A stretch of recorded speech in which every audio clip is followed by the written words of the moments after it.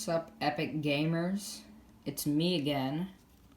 Today I'm gonna be looking at some cool stuff with this locomotive. So I'm gonna be painting this locomotive into a Burlington Northern scheme. I'm not sure exactly how it's gonna look, but there will be like green. So I got this a couple months ago, I think, maybe. And it's a little Plymouth industrial switcher. And so I took off the shell. You can see that screw down there. I took off the shell so I could paint it, which I might do in this video. But you can look at the inside of the locomotive here, and since it's so small, everything's all really compact. So I'll be taking a look at and trying to explain what everything in here does. So here I've opened up the bottom of the locomotive, and you can see how it gets its power from the track. So these wheels pick up power from the track, which then goes into this, and then that connects to wires and stuff inside the locomotive, which runs through this wire here and some wires there up to this circuit board. Now what this circuit board does is it probably like redirects the power around and stuff. So right now this is a DC locomotive, so I think this is where you would put the DCC decoder if it was DCC. And you can see the front and rear lights are both on the circuit board. That's why it is like up here where it is, because that's where they are on the outside of the locomotive, there and there. So that circuit board controls the directional lighting. So let me just demonstrate that. Up here on the layout, I've put this heavy track leading car here so it doesn't go anywhere. So you can see when it's going forward, the power goes to that light in the front. When it's stopped, there isn't any power. When it's going, there's no light. When it's going in reverse, the rear light is on. So that's where the lights get their power from. And then also, this has wires going down to that tiny little motor in there. It's a 5-pole motor, I think it said in this thing here with like the exploded diagram and stuff. There we go. So that power goes into the electric motor, which goes into that worm gear there. So let's see that moving. Here's the motor.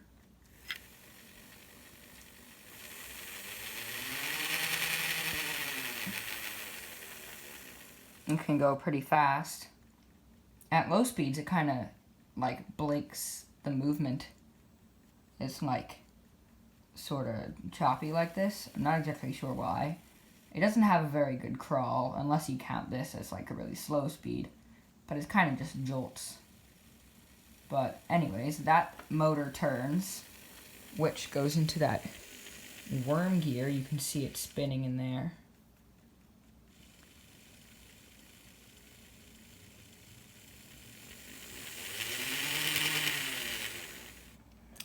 And that worm gear connects through this gear, that one right down in there. So then that turns the gear on this axle. It's rolling away. That turns the gear on this axle, which then turns that gear and that one and that one and that one. So that's how the whole locomotive runs. Let's get these gears turning. So I have it on the track here, and that wheel is getting the power, so that, you know, goes through the whole process, and then the gears of that wheel get turned, and then that in turn turns each of the other gears until it hits the gear on the rear wheel, which makes those turn too. Okay, so I plan to paint this locomotive into a Burlington Northern scheme. Something like this. And so I've taken off the cab shell. I've taken out the headlights, windows, handrails, everything, and I have it over there. So now I'm going to paint it green.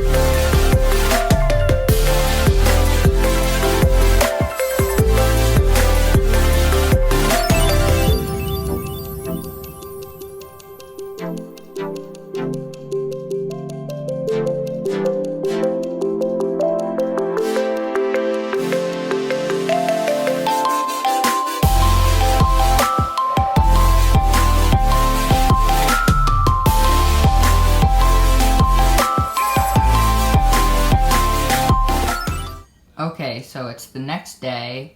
I did 2 coats of green paint. Then I clicked in all the handrails and windows and headlights and everything. And I attached it all back together and I put it back on the chassis. And here it is. I might add decals later, but I definitely don't have those right now. But you can see it runs just like it did before. I didn't break it. It's not focusing. And it's green now. It's like more Burlington Northern-y than it was. So, thanks for watching. Goodbye.